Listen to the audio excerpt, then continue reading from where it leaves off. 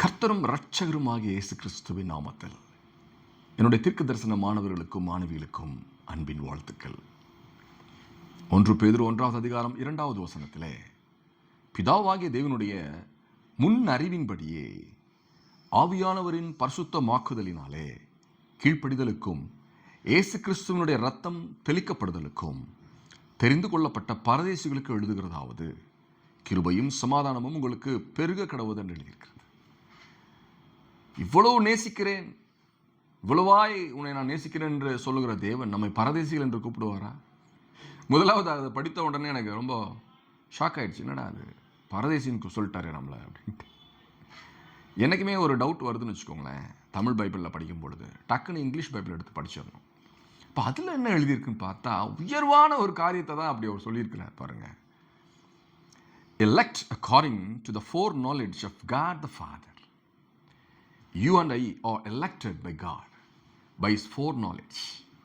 அவருடைய முன் அறிவின்படியே தேவன் நம்மை ஒரு குறிப்பிட்ட காரியத்திற்காக அழைத்திருக்கிறார் என்கிற ஒரு உண்மையை நம்ம கற்றுக்கும் பொழுது சந்தோஷமாக இருப்பாங்க. என்னுடைய மாணவர்களையும் மாணவிகளையும் தேவன் முன் அறிவின்படி அழைத்திருக்கிறார். எனக்கு நீங்கள் மாணவர்களாகவும் மாணவிகளாகவும் இருக்க வேண்டும் என்பது தேவனுடைய தீர்மானம். ஆகவே அவருக்கு நான் நன்றி செலுத்துகிறேன். என்னுடைய மாணவர்களையும் மாணவிகளையும் வைத்து தேவன் என்ன செய்ய போகிறார்? அடுத்த கேள்வி, நீ எந்த காலேஜில் ப்ரொஃபஸராக இருக்க, உனக்கு நாங்கள் என்னைக்கு ஸ்டூடெண்ட்டாக இருக்கிறோம் என்று பலர் என்னை பார்த்த கேள்விகள் கேட்கிறீர்கள். நன்றி. பாடத்திற்கு வருவோம்.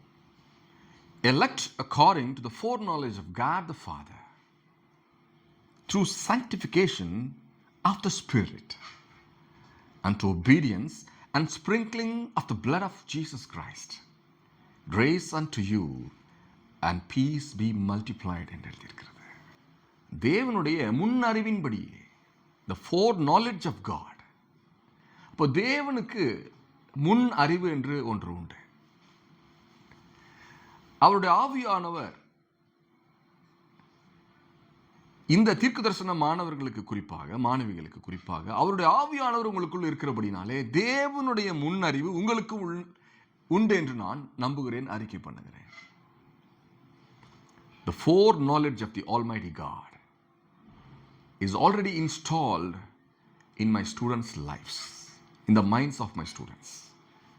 என்னுடைய மாணவர்களுக்கும் மாணவிகளுக்கும் உள்ளாக தேவனுடைய முன் அறிவானது ஏற்கனவே விதைக்கப்பட்டிருக்கிறது என்கிற ஒரு நோக்கத்திற்கு நேராக உங்களுடைய கவனத்தை நான் இழுத்து கொண்டு வருகிறேன். தேவனுடைய முன் அறிவானது நம்முடைய இருதயங்களிலே விதைக்கப்பட்டிருக்குமே ஆனால், தேவன் அடுத்த வருடங்களுக்கு நடக்க போகிற காரியங்களை ஏற்கனவே பார்த்திருக்கிறார் அல்லவா? அப்படிப்பட்ட ஒரு பார்வை உங்களுக்குள்ளாக இப்பொழுது இறங்கி கொண்டிருக்கிறது. ஆமென் என்று சொல்லுவோமா? ஹல்லேலூயா. ஏன் நமக்கு தேவன் அந்த முன் அறிவை கொடுக்கிறார்? Four knowledge. கடைசி கால ரட்சிப்பு விரைவாக நடக்கும்படியாக தேவன் இந்த முன் அறிவை நமக்கு அளித்திருக்கிறார். ஹல்லேலூயா. கடைசி காலத்திலே வெளிப்பட ஆயத்தமாக்கப்பட்டிருக்கிற ரட்சிப்புக்கு ஏதுவாக விசுவாசத்தை கொண்டு தேவனுடைய பலத்தினாலே காக்கப்பட்டிருக்கிற உங்களுக்கு அந்த சுதந்திரம் பரலோகத்திலே வைக்கப்பட்டிருக்கிறது என்கிற ஒரு வசனத்தை நாம் கேட்டோம்.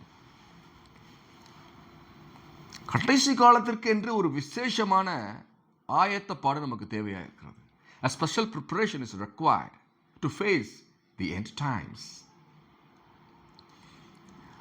கடைசி காலத்தில் வெளிப்பட ஆயத்தமாக்கப்பட்டிருக்கிற ரட்சிப்புக்கு ஏதுவாக விசுவாசத்தை கொண்டு தேவனுடைய பலத்தினாலே காக்கப்பட்டிருக்கிற உங்களுக்கு அந்த சுதந்திரம் பரலோகத்திலே வைக்கப்பட்டிருக்கிறது என்ற ஒரு வாக்குத்தத்தத்தை பார்க்கிறோம்.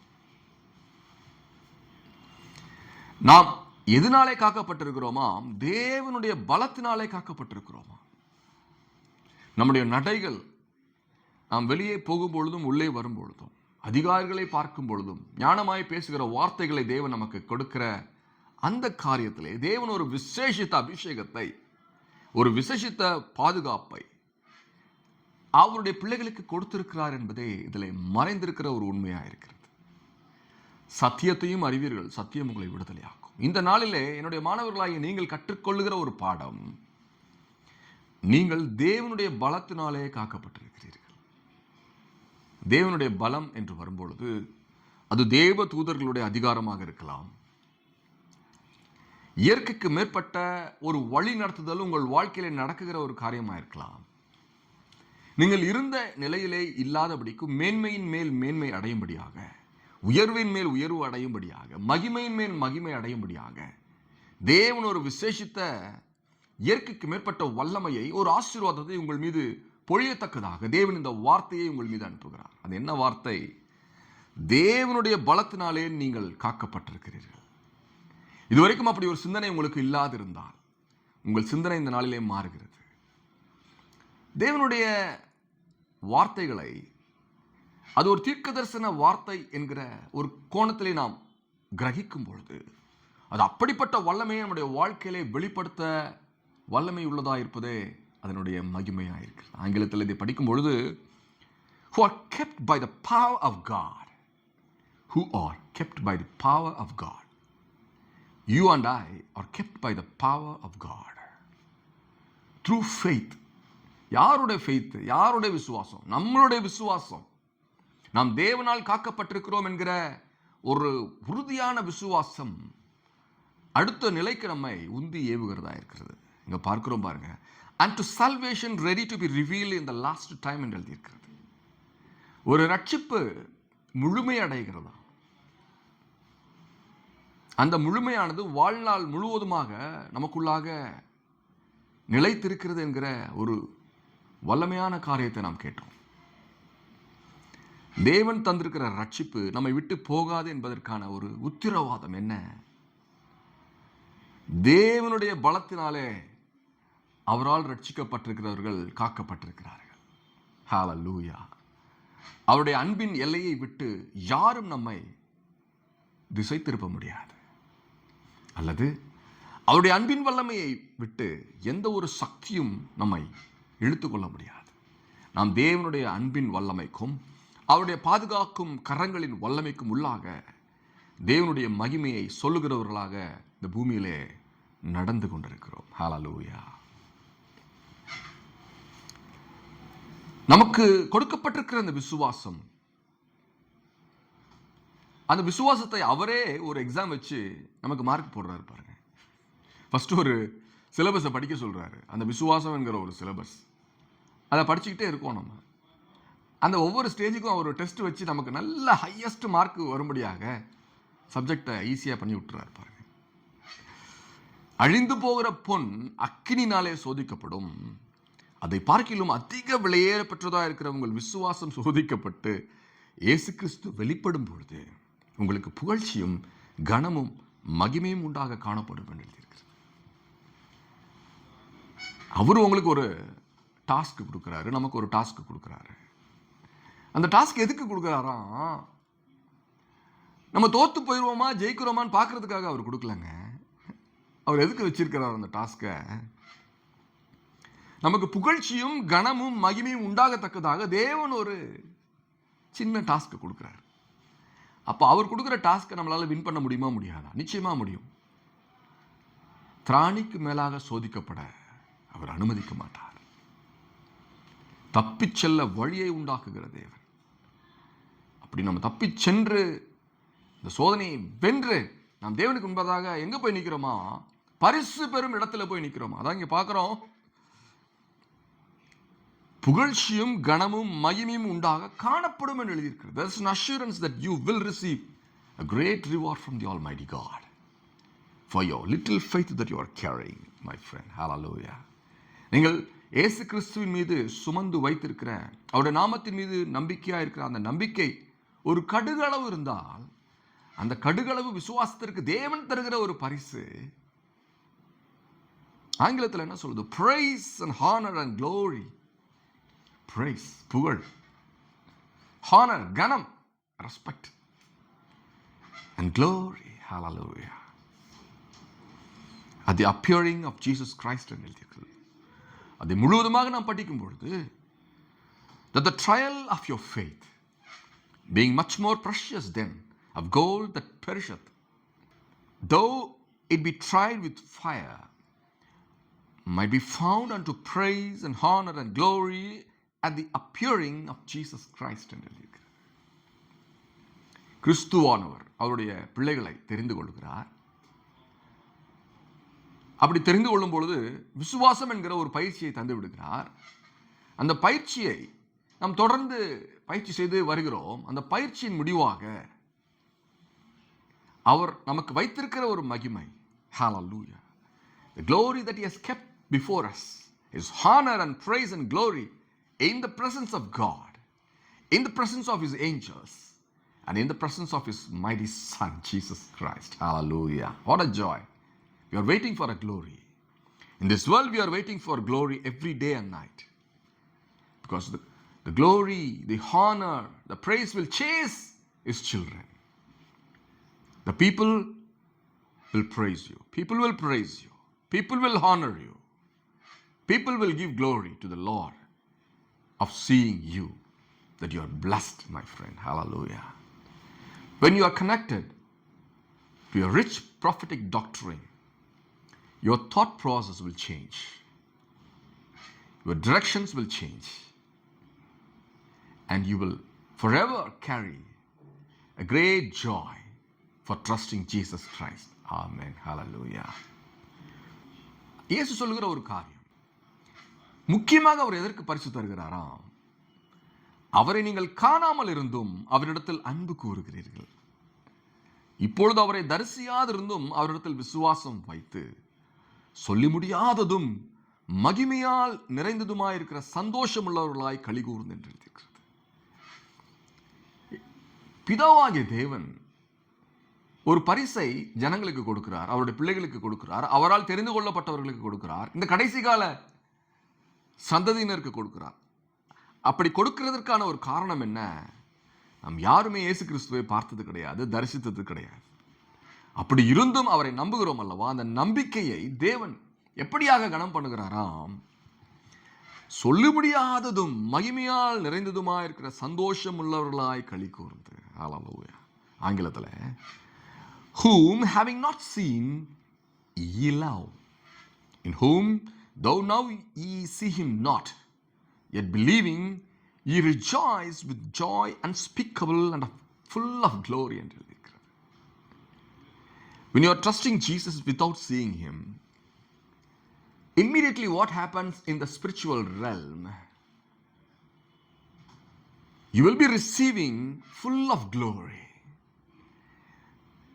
Full of glory will surround any soul which trusts Jesus Christ without seeing him. Amen. Hallelujah. What a revelation it is. Everyone, whether it is poor or rich, young and old, dark and brown or white, whoever trusts Jesus without seeing him, they are the eligible candidates to be blessed by God by receiving his glory. When the glory of God falls upon you, added to that riches will follow upon you, added to that people's praise will follow upon you.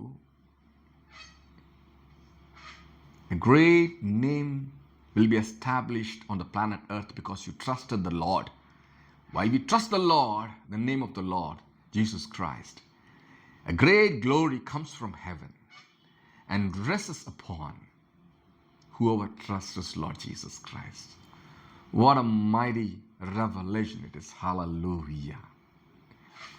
All your efforts in Christ, if you are listening me as a minister of God, I tell you, my friend, you've added to that, you started serving him also. Look at the double glory that is coming upon you. First glory that comes to a normal person who just trusts Jesus Christ. And the next later glory that comes upon a person who's also doing ministry in the kingdom of God. Hallelujah. My friends, my dear friends, my dear students especially, remember this. You're receiving double glory from heaven. Glory into glory. When we multiply numbers, the numbers multiply. And I tell you, great multiplication of glory is happening right now, whoever is listening to me. So as you are seeing me, என்னை பார்த்து கொண்டிருக்கிற இந்த நேரத்தில் தானே நான் தேவனுடைய சமூகத்தில் இருந்து அவருடைய சமூகத்தில் இருக்கிற மகிமையை 2 மடங்கு உங்கள் மீது நான் அனுப்புகிறேன்.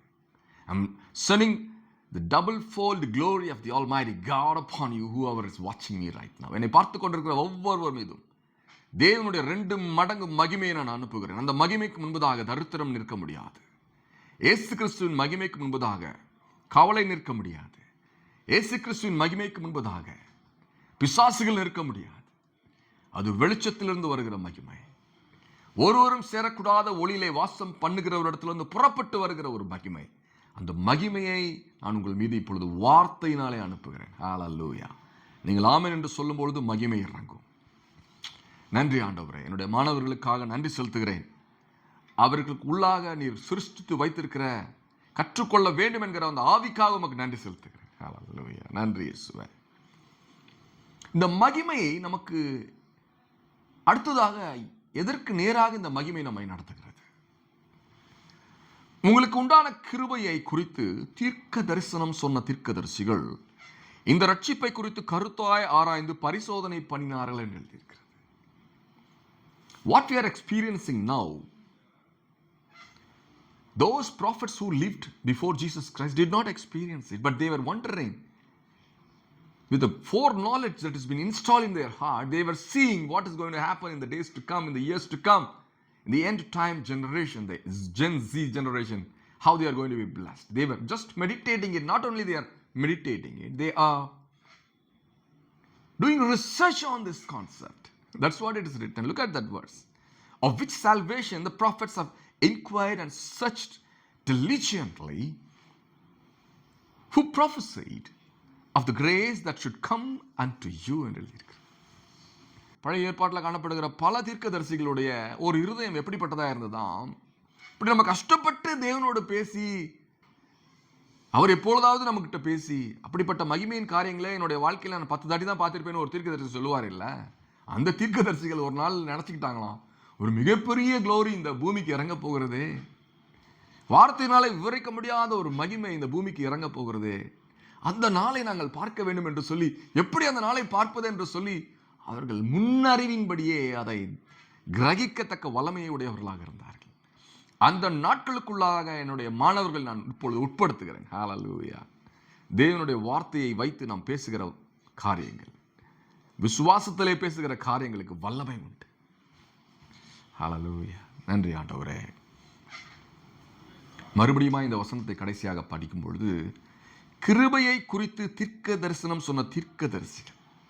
அப்போ இந்த மகிமை நம்ம எதற்கு நேராக நடத்துகிறது என்று பார்க்கும் பொழுது, தீர்க்க தரிசனம் உரைப்பதற்கு எதுவாக நம்முடைய ஆவியை நடத்துகிறது. ஹல்லேலூயா. எங்கடா பழையபடி கண்டதெல்லாம் சொல்லிட்டு கடைசியில் இங்கேயே வந்துட்டான்னு பார்க்குறீங்களா? என்னோட கடையில் இருக்கிற பெஸ்ட் ப்ராடக்ட்டை நான் உங்களுக்கு கொடுக்குறேன். நிறைய ப்ராடக்ட்ஸ் இருக்கு. பெஸ்ட் ப்ராடக்ட்ஸை கஸ்டமர்ஸ்க்கு கொடுக்குறது தான் ஒரு சேல்ஸ் பர்சனுடைய, ஒரு மார்க்கெட்டிங் கையோடைய வேலையாக இருக்கும். பெஸ்ட் ப்ராடக்டை ஒரு கஸ்டமர் வாங்கும் பொழுது சும்மாவா போவான், தேங்க்ஸ் சார்னு சொல்லிட்டு போவான். அந்த ப்ராடக்டை அவன் யூஸ் பண்ணுறப்போ அந்த கடை பேர் ஞாபகம் வரும், வித்தவனுடைய பேர் ஞாபகம் வரும், அந்த முகம் அட்லீஸ்ட் ஞாபகம் வரும் இல்லையா? அதே போல தான் தேவனுடைய ராஜ்யமானது முத்துக்களை விற்கிற ஒரு வியாபாரிக்கு சமமாக இருக்குது. தன்னிடம் இருக்கிற எல்லா முத்தையும் விற்றுட்டு காஸ்ட்லியான ஒரு முத்தை வாங்கி விற்கிறான் பாருங்க. என்னைக்காச்சும் ஒரு நாள் நல்ல ரேட்டுக்கு போகும், அப்போ நம்ம விற்றுக்கலாம்னு சொல்லி விற்பான் இல்லையா?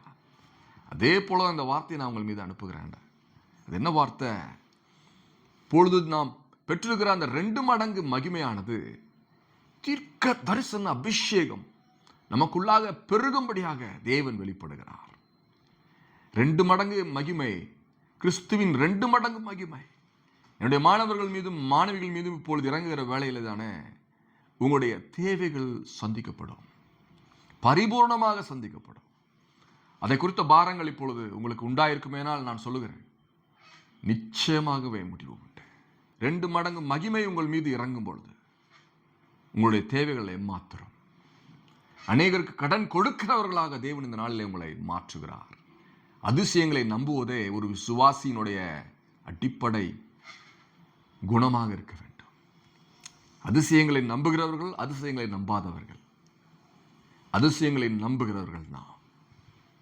இயேசு கிறிஸ்துவுக்கு அதிசயங்களை செய்கிற வல்லமை உண்டு என்கிற நம்பிக்கையை உறுதியாக உடையவர்கள் நாம். அதற்கேற்ற வார்த்தைகளை பேசுகிறோம், அதற்கேற்ற கிரியைகளை செய்கிறோம். நன்மையை அனுபவித்துக் கொண்டிருக்கிறோம், இன்னுமாய் அனுபவிப்போம். இதுவே கிறிஸ்துவின் நாமத்திலே நாம் செய்கிற அறிக்கையாய் இருக்கிறது. ஹல்லேலூயா. கர்த்தருடைய நாமம் மகிமைப்படுவதாக.